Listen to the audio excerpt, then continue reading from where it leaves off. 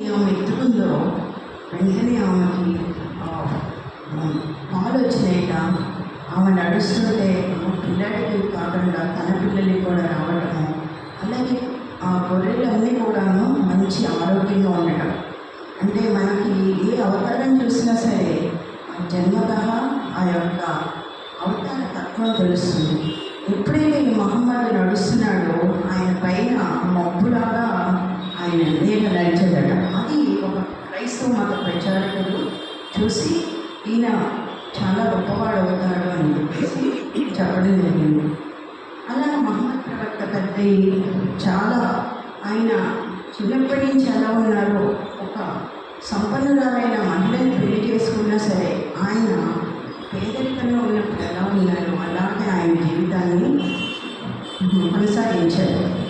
ఆయన భార్య పిల్లలు చనిపోయినాక ఒక దేవత వచ్చి నిద్రలో ఈయన ఉండే హార్ట్ని ఓపెన్ చేసి ఒక జలం ఆ గుండెలో వేసి మళ్ళీ దివ్యమైనటువంటి ఆ గుండెను ఈయనలో అమర్చి ఒక దేవదూతలు ఉండగా ఆ గుడ్డ మీద ఈయన తీసుకెళ్ళి మనం ఉన్నటువంటి ఆ లోకాలన్నిటికీ కూడా తీసుకెళ్ళాడు.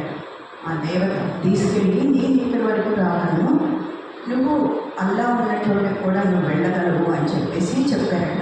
ఇక్కడ మనకి ఏం అర్థమవుతుంది, ఎవరైతే ధర్మంతో ఉంటారో, ధర్మంతో వాళ్ళు ఆచరిస్తారో వాళ్ళు ఎక్కడికైనా కూడా తీసుకెళ్ళడానికి భగవంతుడు మనకి తోడుగా ఉంటాడని చెప్పేసి ఈ యొక్క మహమ్మద్ ప్రవక్త ద్వారా మనకి తెలుస్తుంది.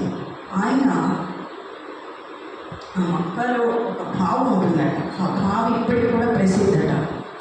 ఆ ఎడారిలో ఇబ్రహీం అనేటువంటి ప్రవక్త, ఈ మహమ్మద్ ప్రవక్త కన్నా ముందర ఆయన తన కొడుకు మంచినీళ్ళు అడుగుతుంటే అల్లాని ప్రార్థిస్తే అక్కడి నుంచి నీళ్ళు వచ్చినాయి. నీళ్లు అలాగా ముందు ఇప్పటికి కూడా మక్కాలో అటువంటి భావం ఉంది. చాలామంది ముస్లిమ్స్ వాళ్ళు పవిత్ర మక్కా మసీదు వెళ్తారు. ఆ నీళ్లు చివరికి ఆవిడ అల్లాని ప్రార్థించినట్టు నీళ్ళు ఆడుకోమని చెప్పేసి. అలాగే అక్కడ తూర్పు ఆకారంలో స్క్వేర్గా ఒక మసీదు ఉంటుంది. దాన్ని మన మహమ్మద్ ప్రవక్త నిర్మించారు. కొన్ని వేల సంవత్సరాల నుంచి కూడాను ఈ యొక్క ప్రార్థన అన్నటువంటిది జరుగుతుంది. మనం ఏ మతం తీసుకున్నా కూడా హిందూ మతం కానీ, బుద్ధ మతం కానీ, క్రైస్తవ మతం కానీ అన్ని మతాలు చెప్పేటువంటిది ఉపవాసం ఉండటం. స్వామి చెప్తారు, అంటే ఏదో మనం ఉపవాసాలు చేయడం కాదు, భగవంతుడికి